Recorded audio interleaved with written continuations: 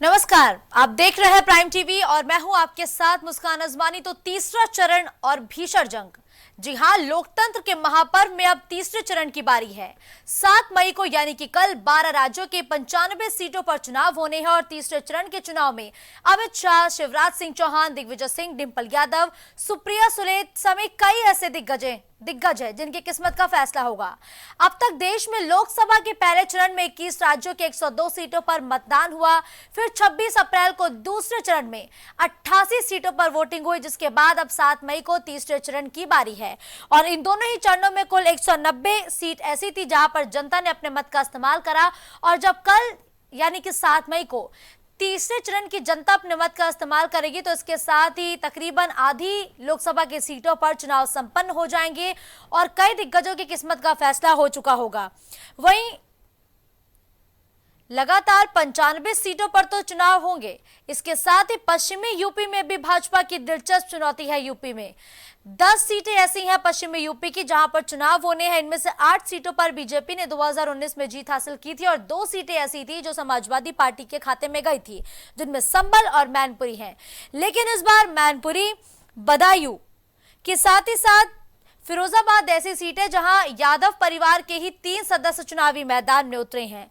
मैनपुरी से खुद सपा सुप्रीमो की पत्नी डिंपल यादव चुनावी मैदान में हुंकार भर रही हैं। फिरोजाबाद से अक्षय यादव चुनावी मैदान में हैं और साथ ही साथ अगर हम बदायूं की बात करें तो 2 बार प्रत्याशी बदलने के बाद आखिरकार आदित्य यादव पर समाजवादी पार्टी ने अपना दांव लगा दिया है। तो तीसरे चरण में कई ऐसी सीटें हैं जहां पर मुकाबला त्रिकोणीय होने वाला है, तो कहीं पर जो घमासान है वो भी जबरदस्त तरीके से छिड़ा हुआ है।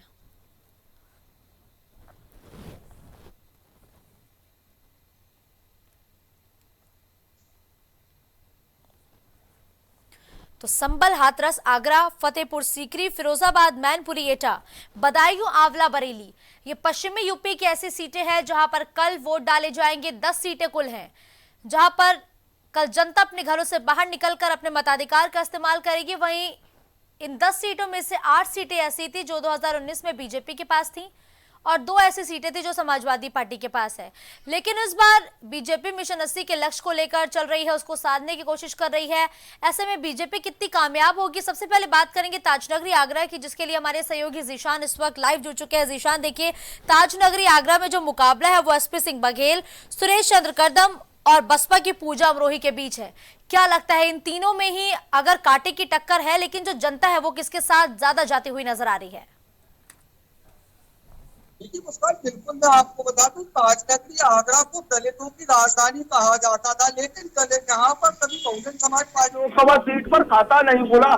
हालांकि बहुजन समाज पार्टी की फाइट दूसरे नंबर पर रहती थी, लेकिन इस बार बहुजन समाज पार्टी से वोटर काफी नाराज देखे जा रहा है। वही अगर हम दलितों की बात करें तो बहुजन समाज पार्टी का वोट बैंक कहा जाता था, तो बहुजन समाज पार्टी से दलित भी और मुस्लिम भी जो बड़ी संख्या में वोट करते थे, लेकिन वे नाराज देखे जा रहे हैं। वही अगर हम बात करें समाजवादी के प्रत्याशी सुरेश करदम की, तो सुरेश करदम और एसपी सिंह बघेल की आगरा में फाइट देखी जाएगी, क्योंकि एसपी सिंह बघेल केंद्रीय राज्य मंत्री है और पार्टी ने उनके ऊपर दोबारा से भरोसा जताया है। तो कह सकते हैं कि एसपी सिंह बघेल और सुरेश करदम जो सपा के प्रत्याशी है, आगरा में उनकी फाइट देखी जाएगी।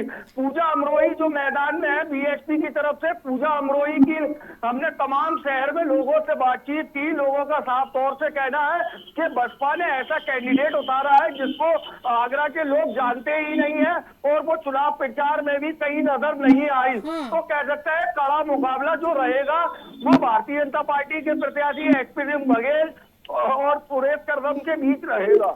देखिए, लगातार कई ऐसे मुद्दे हैं जिस पर मुखर होकर बीजेपी के नेता वोट मांगने पहुंचते हैं, चाहे वो राम मंदिर की बात हो, देखिए अब तो मंगलसूत्र विरासत पर भी तमाम कई ऐसे अनर्गल मुद्दे हैं जिस पर सियासत हो रही है। लेकिन जो ताजनगरी आगरा के वो कौन से मुद्दे हैं जीशान जो एक बहुत बड़ा रोल प्ले कर सकते हैं इस चुनाव में? देखिए बिल्कुल मैं आपको बता दूं, कहीं ना कहीं जो भारतीय जनता पार्टी के प्रत्याशी हैं, पहले 5 साल वे सांसद रहे, दोबारा पार्टी ने उनके ऊपर भरोसा जताया है। हालांकि आगरा से कोटी मीना बाजार से देश के प्रधानमंत्री ने 2014 में हुंकार भरी थी और आगरा की जनता से बड़े बड़े वादे और दावे किए थे। उन्होंने आगरा को बैराज देने की बात कही थी, इंटरनेशनल एयरपोर्ट देने की बात करी थी, खंडपीठ देने की बात कही थी। तो कहीं ना कहीं जो जनता है आगरा की कहीं ना कहीं नाराज भी देखी जा रही है। तो इसका खामियाजा एचपी सिंह बघेल को भुगतना पड़ेगा। तो वहीं अगर हम इंडी गठबंधन की बात करें, सुरेश करदम जो सपा से प्रत्याशी है, सुरेश करदम का यहाँ पर बड़ी संख्या में समर्थन भी देखा जा रहा है, क्योंकि सुरेश करदम जो सपा से प्रत्याशी है वो हर क्षेत्र में उन्होंने जनसंपर्क भी किया है। तो तमाम जो कह सकते हैं कि मुस्लिम समाज की आगरा की लोकसभा सीट पर अहम भूमिका रहती है, क्योंकि 2,70,000 वोटर मुस्लिम समाज का है। तो इस बार पूरा मुस्लिम समाज का जो वोट है आगरा का, वो इंडी गठबंधन के प्रत्याशी सुरेश करदम पर पड़ेगा। वहीं अगर हम बात करें, लेकिन देखिए अगर जिशान हम बात करें तो प्रधानमंत्री मोदी ने पूरी कोशिश की कि जो वोटर्स का डिवाइडेशन है वो ना होने पाए, लेकिन उसके बावजूद भी अगर धरातल की स्थिति आप ज्यादा बेहतर जानते हैं कि आप भी यही कह रहे हैं कि जो मुस्लिम वोटर्स है वो कहीं ना कहीं इंडिया गठबंधन की तरफ ज्यादा जाता हुआ नजर आ रहा है। और अगर वाकई ऐसा होता है कि मुस्लिम वोटर्स के सभी वोट इंडिया गठबंधन को पड़ते हैं, तो ये बीजेपी के लिए कितनी बड़ी चुनौती है फिर आगरा में। बिल्कुल, मैं आगरा की बात करें तो आगरा में भी भारतीय जनता पार्टी के प्रत्याशी और भारतीय जनता पार्टी के बड़े चेहरों को इंडी गठबंधन के प्रत्याशियों से खतरा है, क्योंकि बहुजन समाज पार्टी को मुसलमान और दलित पहले ही नकार चुके हैं। क्योंकि बहुजन समाज पार्टी की जो मुखिया है मायावती, साफ तौर से कहीं ना कहीं ये देखा जाता है तमाम सोशल मीडिया पर इस तरीके की वीडियो उनकी वायरल होती है कि बहुजन समाज पार्टी भारतीय जनता पार्टी के इशारे पर काम करती है।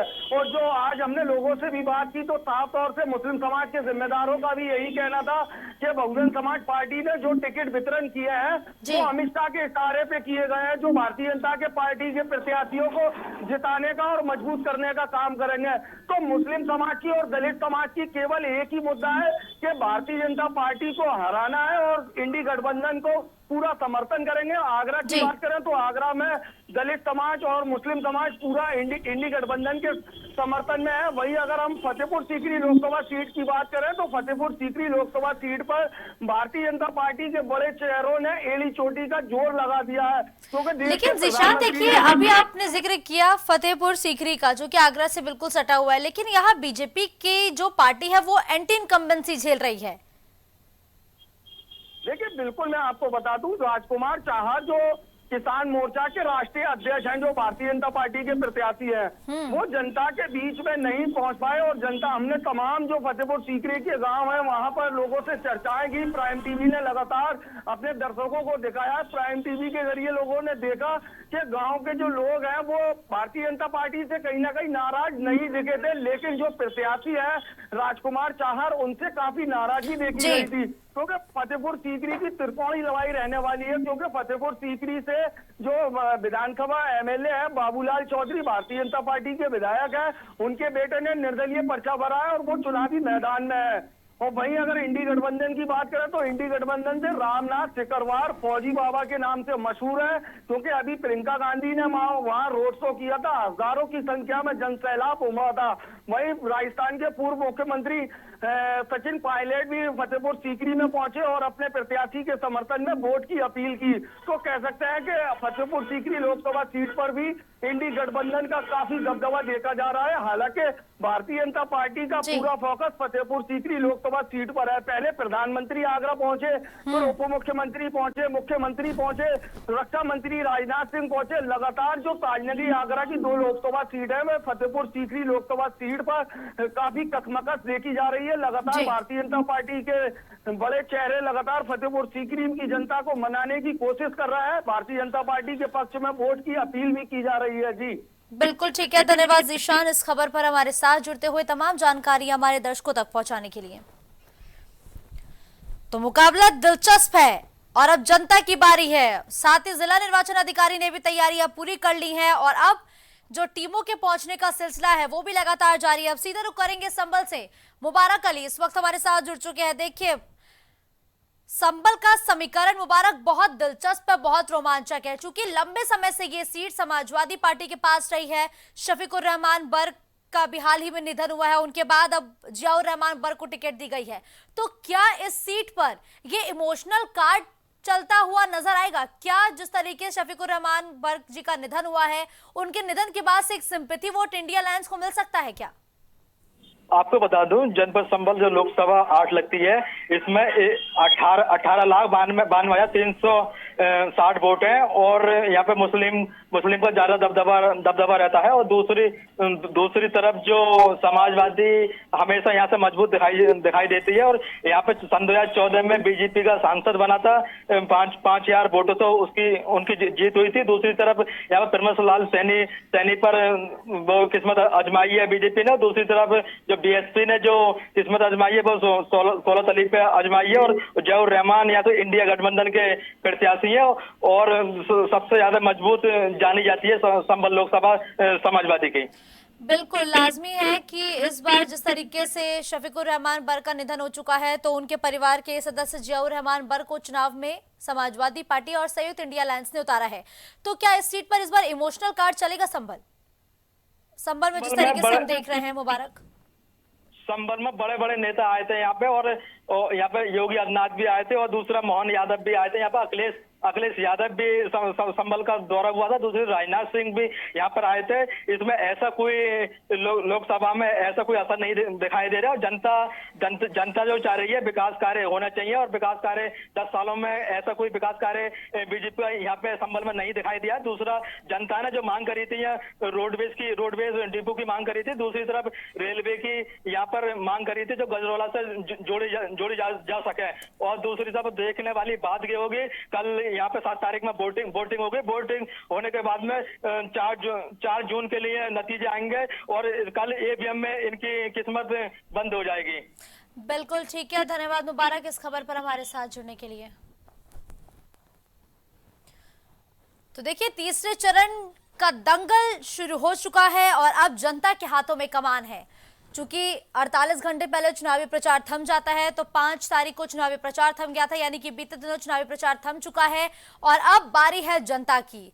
सभी पार्टी के प्रत्याशियों ने पूरी ताकत झोंकी है। हर एक पार्टी के दिग्गज नेता, चाहे वो प्रधानमंत्री नरेंद्र मोदी हो, सीएम योगी आदित्यनाथ हो और साथ ही साथ मध्य प्रदेश के सीएम हो, उन्होंने भी तीसरे चरण के रण में आकर अपनी पूरी ताकत झोंकी है। तो अखिलेश यादव भी पीछे नहीं रहे। अखिलेश यादव लगातार बदायूं, मैनपुरी, एटा को साधने की कोशिश करते हुए नजर आए।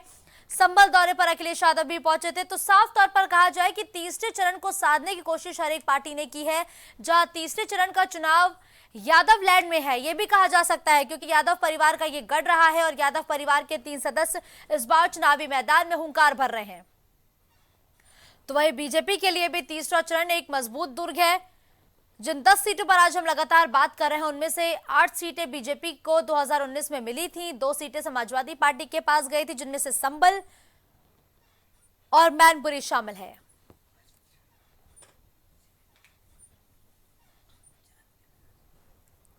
वही बदायूं में 2 बार समाजवादी पार्टी की तरफ से अपने कैंडिडेट को बदला भी गया था। धर्मेंद्र यादव के बाद शिवपाल यादव पर दाव लगाया गया, लेकिन एकाएक अब आदित्य यादव चुनाव लड़ रहे हैं और पहली बार लोकसभा के चुनाव में आदित्य यादव हुंकार भर रहे हैं।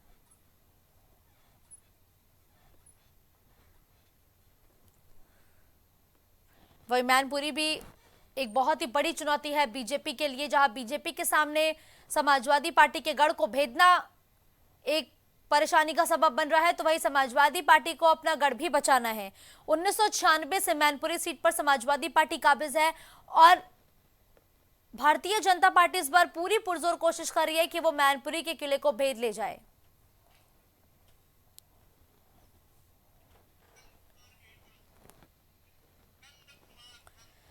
नंद कुमार एटा से भी इस वक्त मेरे साथ जुड़ चुके हैं। देखिए नंद कुमार, लगातार एटा में तो अखिलेश यादव चुनावी रैलियां करते हुए नजर आए। शिवपाल सिंह यादव भी लगातार समाजवादी पार्टी के प्रत्याशी के समर्थन में जनसभा करते हुए दिखाई दिए। तो क्या इन जनसभाओं का असर इस बार धरातल पर देखने को मिल रहा है?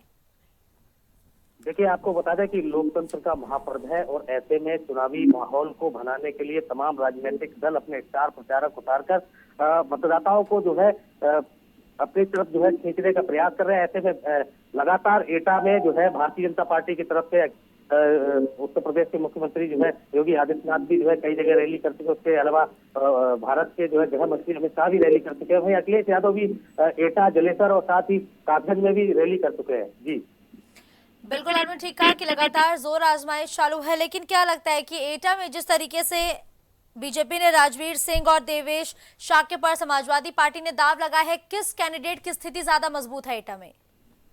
देखिए, आपको बता दें कि एटा जो है हमेशा से समाजवादी पार्टी का गढ़ माना जाता रहा है, लेकिन पूर्व के कुछ समय से लगातार बाबू कल्याण सिंह का इस सीट पर कब्जा रहा है। उसके बाद से लगातार 2 बार राजवीर सिंह यहाँ पे सांसद रहे हैं। निश्चित में ऐसे में ही दोनों पार्टियों के बीच इंडिया गठबंधन और एनडीए गठबंधन के बीच करारी टक्कर है। तो ये 7 मई को ही क्लियर हो पाएगा, क्योंकि मतदाता जिस तरीके से जो है मत करेंगे, वोटिंग परसेंट को देखकर ही आइडिया लग पाएगा कि आखिर किसके पक्ष में मतदान ज्यादा हुआ है। जी देखिए, बहुत ज्यादा मतदान में वक्त तो शेष नहीं रह गया है। जिला प्रशासन की तरफ से क्या कुछ तैयारी की गई है? अगर हम एटा की बात करें तो कितने निर्वाचन अधिकारियों की तरफ से केंद्र बनाए गए हैं?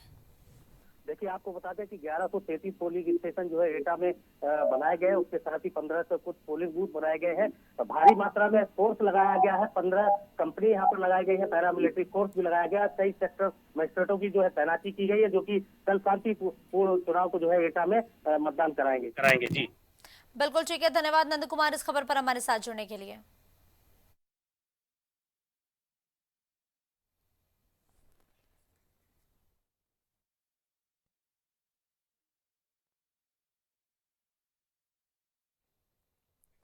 तो 2 चरणों के चुनाव संपन्न हो चुके हैं।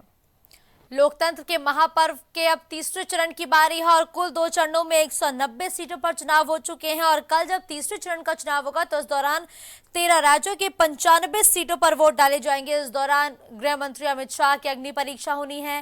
कांग्रेस के दिग्गज नेता दिग्विजय सिंह भी चुनावी मैदान में है, वही सुप्रिया सुले भी चुनावी मैदान में है। इसके साथ ही डिंपल यादव, आदित्य यादव और अक्षय यादव, इन सभी बड़े नेताओं की अग्नि परीक्षा तीसरे चरण के रण में होनी है।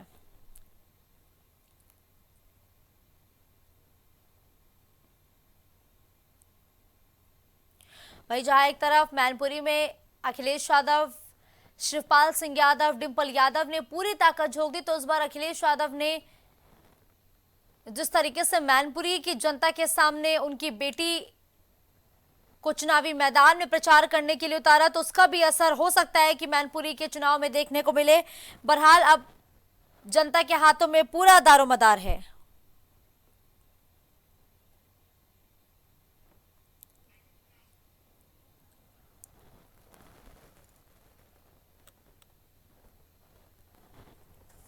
तो देखिए, लगातार पूरे देश भर में लोकतंत्र के महापर्व का आगाज हो चुका है, जहां कल यानी कि 7 मई को पश्चिमी यूपी की 10 सीटों पर वोट डाले जाएंगे, तो वहीं मध्य प्रदेश में भी कल जनता अपने मताधिकार का इस्तेमाल करेगी। और सागर से हमारे सहयोगी इस वक्त हमारे साथ जुड़ चुके हैं। देखिए, लगातार चुनावी माहौल दिलचस्प हो रहा है। 2 चरणों के चुनाव निकल चुके हैं। अब तीसरे चरण में सागर की जनता अपने मत का इस्तेमाल करेगी। किस तरीके से जिला प्रशासन की तरफ से तैयारियां की गई हैं? 17 लाख से लगभग आसपास मतदाता अपने मत का उपयोग करेंगे। और सुरक्षा व्यवस्था की बात की जाए तो 3 सुरक्षा सीआरपीएफ की 3 कंपनियां तैनात रहेंगी। लगभग 4000 से ऊपर पुलिसकर्मी अब हर केंद्रों पर देखे जाएंगे। बिल्कुल ठीक है, लेकिन देखिए, चुनावी माहौल क्या कहता है इस बार का? चुनावी माहौल की बात की जाए तो मतदाताओं में खासा उत्साह है, लेकिन कुछ मतदाताओं को लेकर अगर बात की जाए तो उनका कहना है कि न रोजगार के मुद्दे पर ऐसा कोई खास दिलचस्पी प्रत्याशियों द्वारा नहीं दिखाई गई है। राम मंदिर के नाम पर वोट जरूर मांग ली गई, लेकिन बेरोजगारी की बात की जाए तो लगभग आधा दर्जन से अधिक मतदाता रोजगार को लेकर मुद्दा को लेकर आक्रोश भी नजर आए।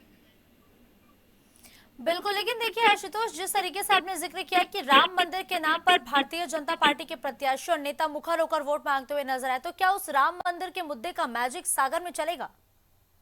लगभग अगर भारतीय जनता पार्टी की बात करें तो भारतीय जनता पार्टी के मुंह से तो यही लगता है कि चलता नजर आएगा। लेकिन कांग्रेस की बात की जाए तो कांग्रेस ने युवाओं को और आम लोगों को अपना वर्चस्व दिखाने के लिए रोजगार का पासा जरूर फेंका है।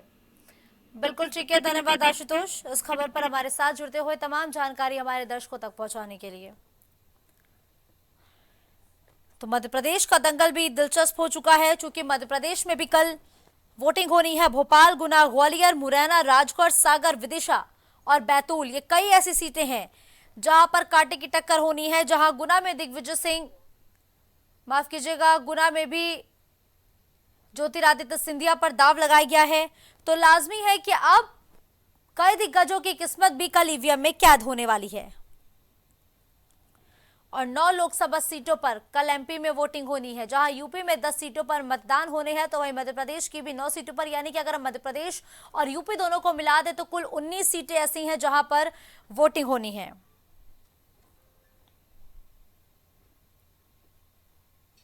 मुरैना, भिंड, गुना, ग्वालियर, राजगढ़, सागर, विदिशा, भोपाल और बैतूल। चूंकि बैतूल में दूसरे चरण में ही चुनाव होने थे, लेकिन बैतूल में बीएसपी उम्मीदवार अशोक भालवी के निधन के कारण दूसरे चरण का मतदान स्थगित हो गया था और अब बैतूल में भी कल अपने वोट का इस्तेमाल जनता करती हुई नजर आने वाली है।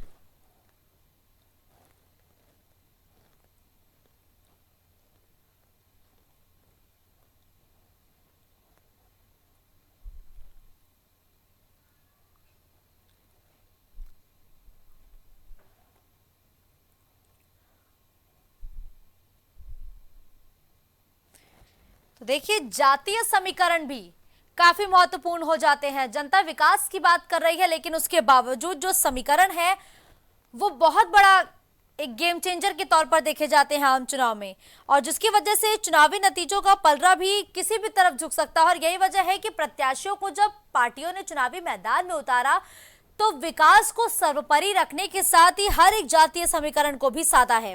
वहीं राजगढ़ में दिग्विजय सिंह के मैदान में उतरने से अब जो मुकाबला है वो दिलचस्प हो चुका है।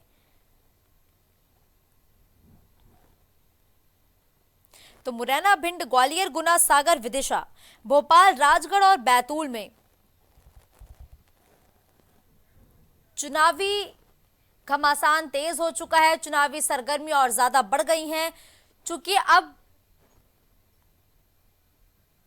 जनता के हाथों में कमान है। तो अब जनता को यह तय करना है कि वो आगामी 5 सालों के लिए किसे जीत का ताज पहनाने वाले हैं।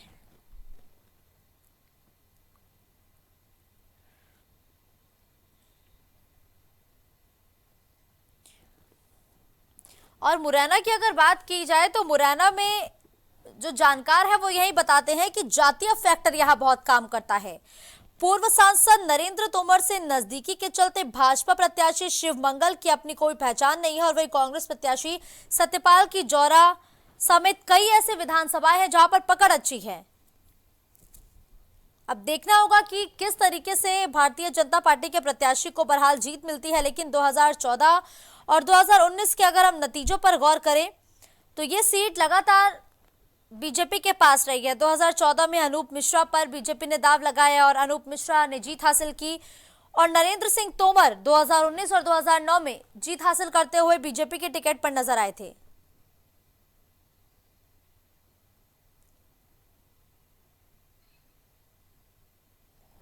देखिए, ग्वालियर में भी मुकाबला दिलचस्प है, चूंकि ग्वालियर 2009, 2014 और 2019 बीजेपी के पास रही है। 2009 से यशोधरा राजे सिंधिया जीती थी। 2014 में नरेंद्र सिंह तोमर इस सीट से चुनाव लड़ते हैं और जो कि जीत भी जाते हैं। 2019 में विवेक नारायण शेजवलकर चुनाव लड़ते हैं और वो भी चुनाव जीत जाते हैं। अब 2024 में अब कांटे की टक्कर भारत सिंह कुशवाहा और प्रवीण पाठक के बीच है। तो 2009 से लेकर अगर हम 2024 तक बीजेपी की एक स्ट्रेटजी को देखें तो बीजेपी ने लगातार इस सीट पर अपने पार्टी के प्रत्याशी को बदला है। जहां 2009 में बीजेपी ने एक महिला के ऊपर दारोमदार दिया था यशोधरा राजे सिंधिया के रूप में, तो 2014 में नरेंद्र सिंह तोमर, 2019 में विवेक नारायण शेजवलकर, तो वही तो अब 2024 की बारी है। तो भारत सिंह कुशवाहा इस बार बीजेपी के टिकट पर चुनाव लड़ रहे हैं।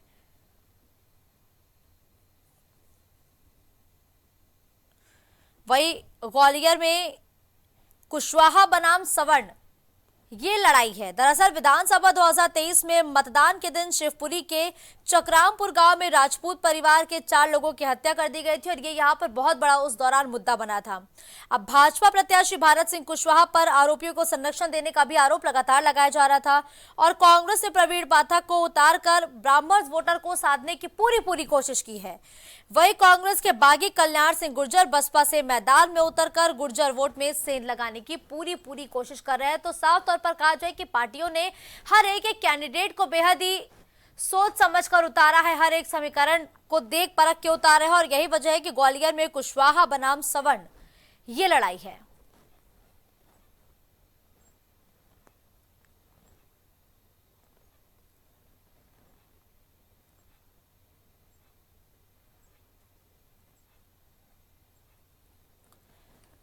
तो तीसरे चरण में 13 राज्यों के 95 सीटों पर जबरदस्त लड़ाई होनी है, जिसके लिए तकरीबन 1352 कैंडिडेट चुनावी मैदान में उतारे गए हैं। यूपी में सभी सातों के सातों चरणों में चुनाव हो रहे हैं और जब तीसरे चरण की बात की जाए तो पश्चिमी यूपी की 10 सीटों पर चुनाव होने हैं, जबकि मध्य प्रदेश की 9 सीटें ऐसी हैं जहां पर कल जनता अपने मत का इस्तेमाल करेगी। वही बैतूल में भी इस बार चुनाव होना है। दरअसल एमपी के बैतूल में बसपा उम्मीदवार अशोक भालवी के निधन के कारण मतदान को दूसरे चरण के लिए स्थगित किया गया था, लेकिन अब तीसरे चरण में यहां की जनता भी वोट डालने वाली है।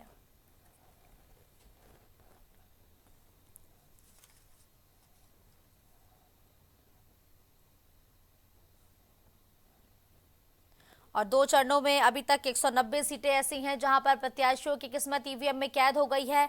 अब जब तीसरे चरण का चुनाव होना है तो कुल इसमें 95 सीटें और मिल जाएंगी, यानी कि आधा लोकसभा का चुनाव जो है वो संपन्न हो जाएगा। और तीसरे चरण में कई ऐसे हाई प्रोफाइल सीट है जिस पर सबकी नजर रहने वाली है। गांधीनगर से अमित शाह चुनावी मैदान में उतर रहे हैं और लड़ाई और मुकाबला दोनों ही रोमांचक है। ज्योतिरादित्य सिंधिया की भी किस्मत का फैसला हो जाएगा, शिवराज सिंह चौहान की भी किस्मत का फैसला होने वाला है।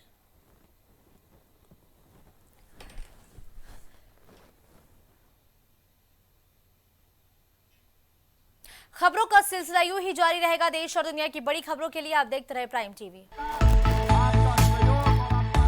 कुछ भाव पुष्प आप देख रहे हैं प्राइम टीवी, सच साहस सरोकार।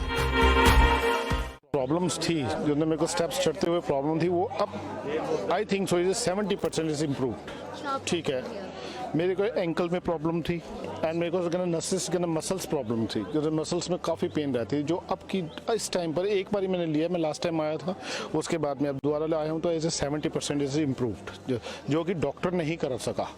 मैंने हाँ मतलब मैं गंगा राम के हॉस्पिटल के डॉक्टर से तकरीबन 2 साल तक ये ट्रीटमेंट करा था कि उनको समझ ही नहीं आया ये प्रॉब्लम क्या है। दैट इज अब बेटर है।